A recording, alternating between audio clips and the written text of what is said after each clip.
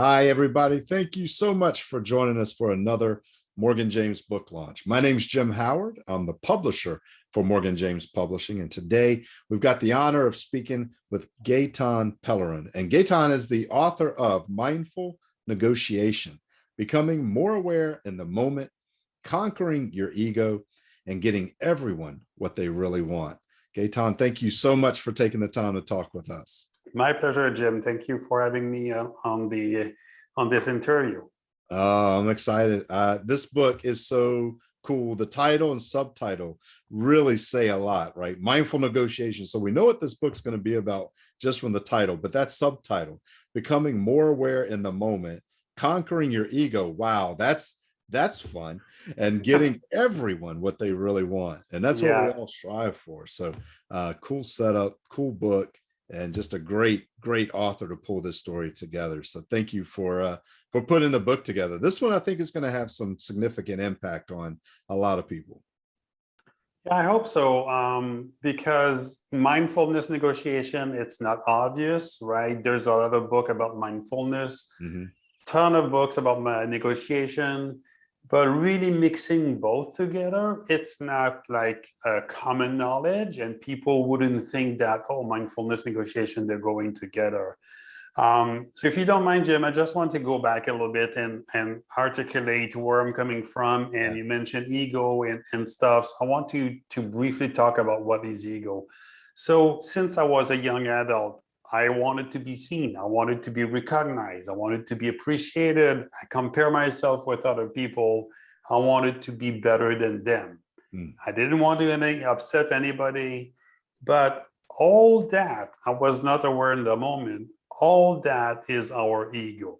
Every time we compare ourselves to others, every time we think we are unique, better than others, or sometimes not worth it from a negative perspective.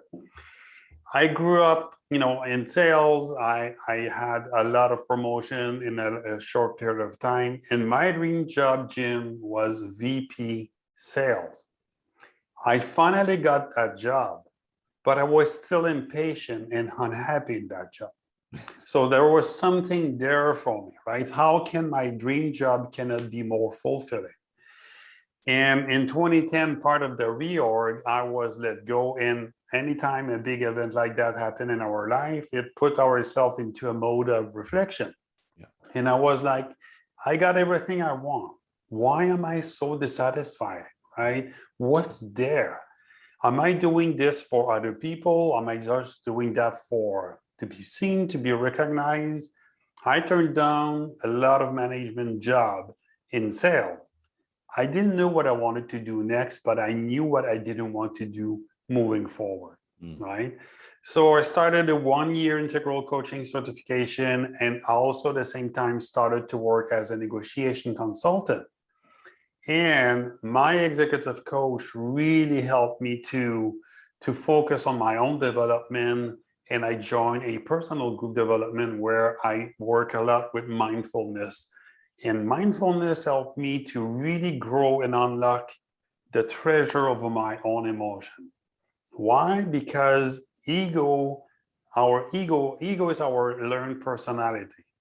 This is how we've learned when we were a kid. This is how we learn to behave in our family, in a society. But the problem with that is when it takes our life in control, we feel like we're a prisoner of that structure. So ego, Jim, is unconscious structure that instinctively react to external events. Something happened, we're disappointed. We hope to have a better job in the future. There is always something comparing with the world, right? Back in the days where our existence was to be eaten or eating an animal, ego was very strong to help us to react very fast, right? So instinctual, fast reaction. And ego is about us comparing to other people. For the good, for the better, for the worse. We feel insecure. Sometimes we're not as strong.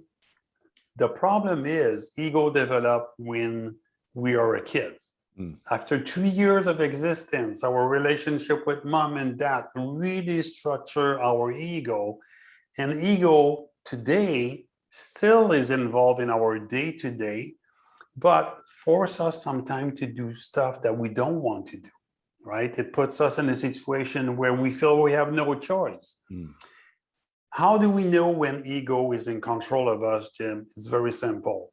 When the motivation to do something is outside of us. So when I started to write that book, I wrote it from a place of helping people to grow. So very much focus on helping people. I didn't want to write a book from, oh, I'm better than anybody else. No, it's not about that. It's really offering and helping people to grow. Mm. For example, if I was stressed, Jim, to do this interview with you, I might be in my ego, right? If I were afraid of how people will judge me because I have an accent, I will be in my ego. So I just wanted to give you a sense of what's going on with ego and where is that coming from. And now, if you allow me, let's join ego to negotiation, right? Yeah. So negotiation, we believe it's all about skills and structure and methodology. It's true. But in reality, we can have all that, but still without feeling in control of a negotiation. Why is that? Because in negotiation, there's a lot of emotion, right? So every time we negotiate, emotion comes out of hiding. We might be afraid to lose the deal. We might be intimidated by the other person, right? We're insecure about our own sense of incompetence. Or we need help, but we're afraid to ask help. So every time we negotiate, our instinctual survival instinct kicks in, and we want to win. And normally when we want to win, that means the other side will lose. So I win, Jim, you lose. Yeah. And that's why I've highlighted the title or the word ego in negotiation, because it feels like every time we want to negotiate something, we want to have the bigger pie or the bigger size of the pie. The language of ego is emotion. What's wrong with emotion? Well, emotion wrecks our judgment. It doesn't help with creativity. It prevents us to stand up, to speak up for ourselves. When we are emotional, we make really bad decisions. I don't know if you know people that get through a divorce, but it's really painful and there is nothing logic, right? People do behave in ways to hurt the other side. When we are emotional, unfortunately, we don't make good choices, right? So when we are negotiating, we're negotiating with emotional people. We are emotional, they are emotional. The key in negotiation, it's about managing emotions, ours and theirs in real time.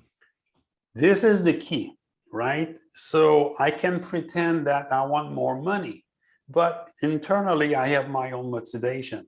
And if you don't know my motivation, Jim, you will have a hard time to give me what I really want, right? So from that perspective, people that are not good managing their emotion are not in control. So when we say managing your ego, get what you really want, it's really thinking about what's the driver here? What's the motivation? Do I want to save face? Do I want to prove myself? And we don't talk about it in negotiation training because it's kind of soft skills a little bit.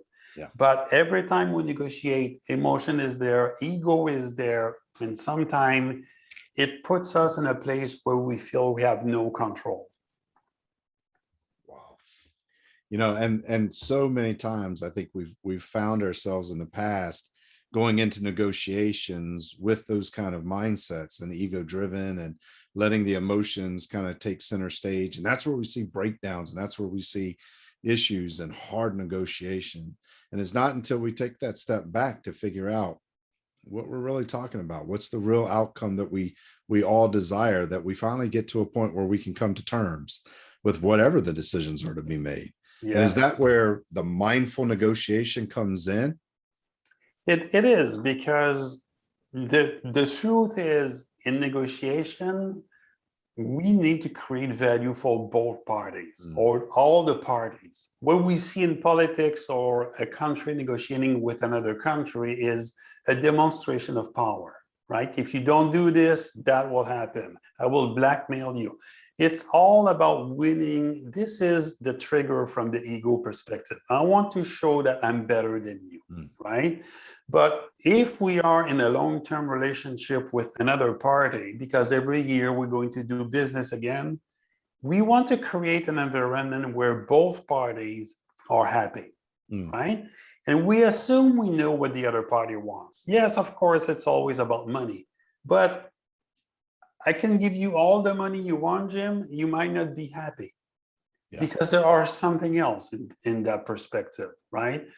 And if we don't take the moment to be mindful, to be aware of what's going on, for example, I'm afraid to deliver a bad news to the customer because I'm afraid that it's going to damage a relationship. Every time or everything I'm going to do is going to be based on that emotion, that fear. Well, maybe there's another way to deliver a bad news. Maybe there's another way to get a win for both parties. So mindful negotiation, it's about creating value for both sides, but we cannot do that until we pause and do our check of our own emotion and really try to understand where is the other party is coming from? What's their driver? What's their motivation? Yeah, absolutely. And you've kind of developed your own mindfulness methodology. Can you tell me a little bit more about that? Yeah, so thank you for this question. This is a great question. The book idea came one morning after a meditation. It came as, oh, I need to put something in writing to help people to overcome ego, right? We all have ego. It's not a problem. We'll never get rid of it. But when the ego controls us, this is where the difference is, in play. So mindfulness for me, just to give you a definition, it's focusing the attention in a compassionate way and non-judgmental way to what's going on inside of us. Emotion, bodily sensation, really just observing what's going on in that moment. Mindfulness, it's not the same thing as thinking about something. It's just being aware of what's going on inside of us. Ego, we said it's a fast reacting, unconscious emotional structure. It brings up the past and trying to get us up to speed really fast so we don't have to rethink everything that happened in the past again. Mindfulness doesn't take care of the past, doesn't take care of the future. It's just in a moment. You and me, everybody else listening to this interview, this is the current moment, right?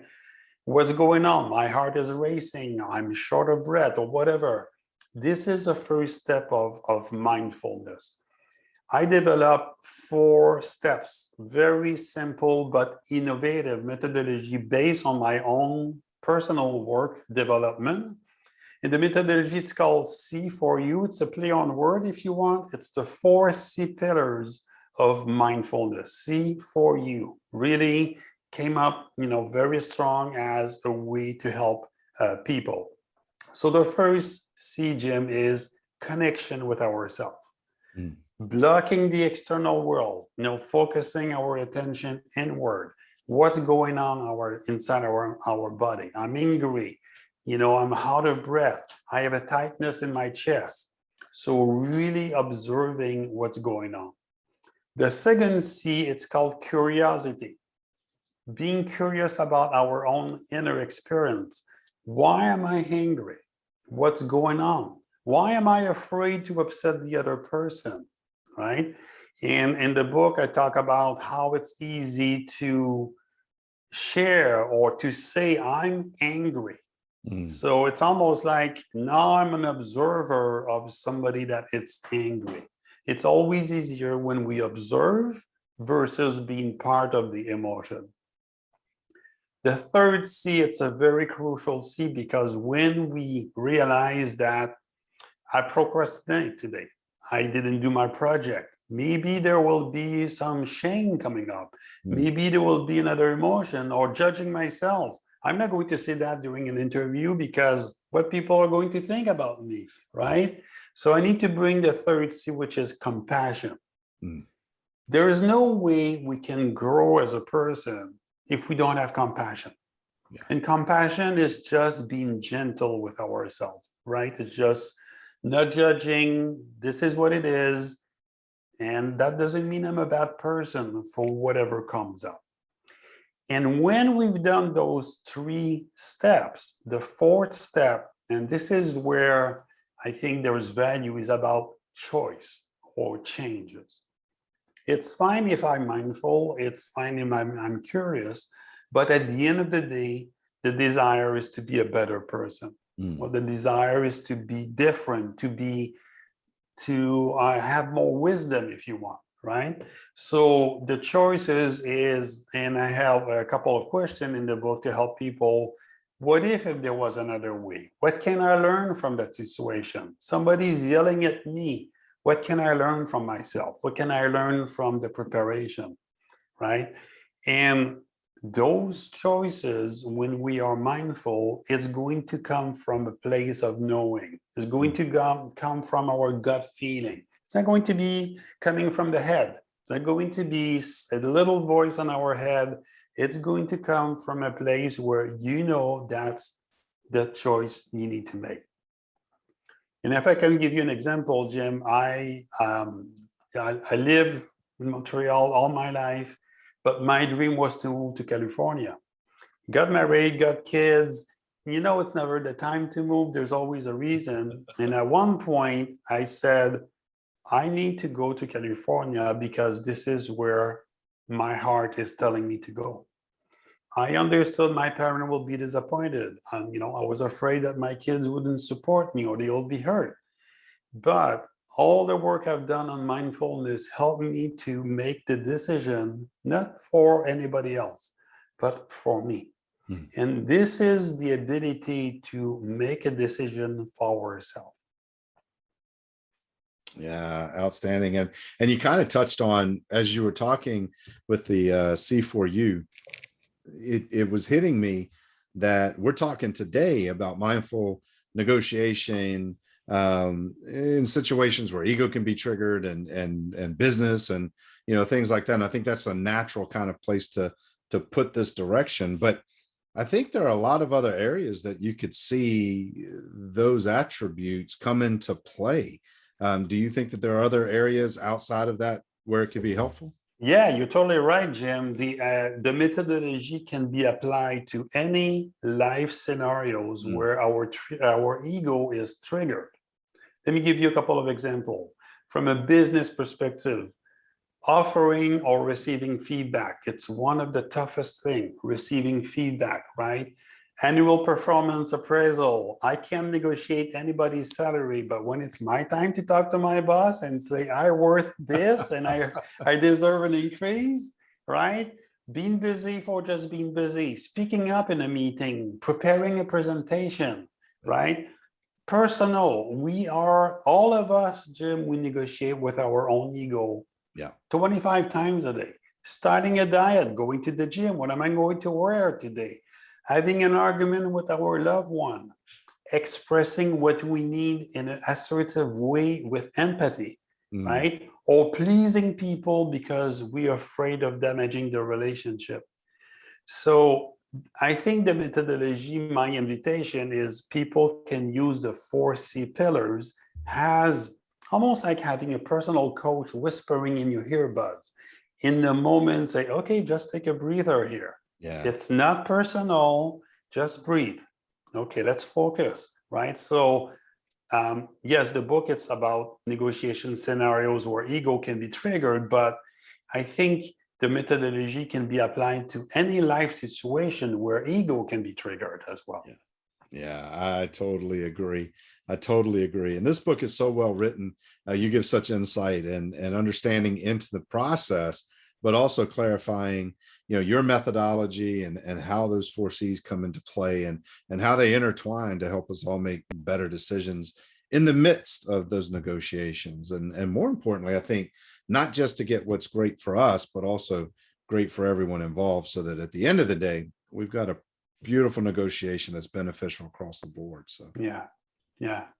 And I was thinking, Jim, what happened lately in the Olympics when Simone Biles, withdrew herself, and people were upset. yeah, And this is really a situation where the C4U could have been really helpful. She was doing things for other people, and she didn't feel the magic. She didn't feel the momentum, and she took a decision for her. Right. So we can use any life situation where somebody is putting life on pause and just say, what do I want to do? And of course, people are upset. You want your sponsors are paying a fortune to have athletes to perform. But before being an athlete, we all human people.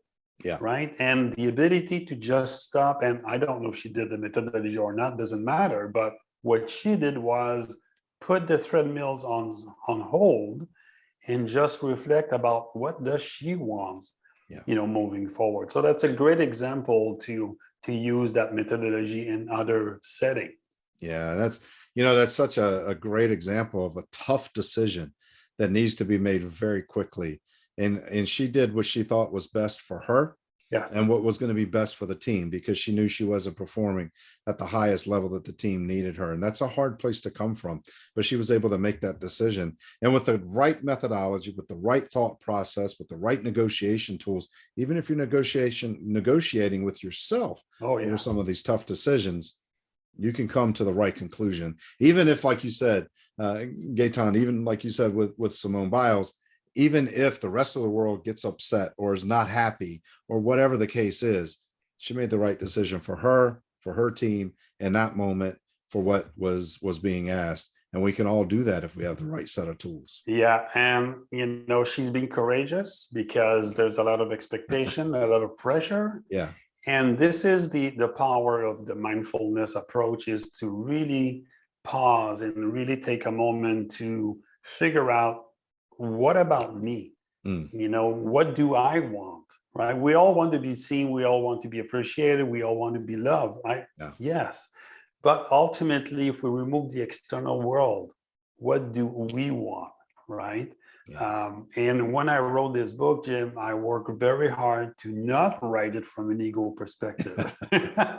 Because I didn't want to come across as, I'm going to tell you what to do, or I'm going to, tell you that's the only recipe. No, it's really from a place of offering awareness on the power of mindfulness in any life setting. Oh, beautiful. Well, Gaëtan, I can tell you just by this little conversation that we've had, just this last few minutes, the insight that you've given in your methodology and your idea of mindful negotiation is super beneficial. And I know people that are watching this are probably right now looking for more. They want to connect with you. They're going to want to find out more about the book and about what you're doing outside the book. What's the best way for someone watching us today to connect with you and find out more? Yeah, I appreciate that opening, Jim. I have a website. It's called navigatesgroup.com. It's really helping you to navigate your career. And the book is on that website. We can do coaching. We can do a lot of support. And there's an information button where people can communicate with me. So www.navigatesgroup.com. That's the best way to be in touch with me. Awesome. Outstanding. And I'll put a link below the video here. So when people are watching, they can look right below us where we're talking. You should see a link pop up for Gaëtan's website where you can connect and find out more about what he's got going on. And I'll tell you, I'll challenge everyone out there. We have a lot of people who watch these videos, or entrepreneurs, business owners. You're negotiating in that form almost daily, if not daily. But as Gaëtan said in the beginning of this video, which I think is very important, we negotiate with ourselves. We negotiate with the people around us. We negotiate situations multiple times every single day of our lives. And if you're coming from those negotiations, even if they're with yourself, if you're coming into those negotiations with ego, with emotion, then you're coming at them from a dangerous spot, because you're going to be tempted to make bad decisions or decisions made on maybe wrong sentiments.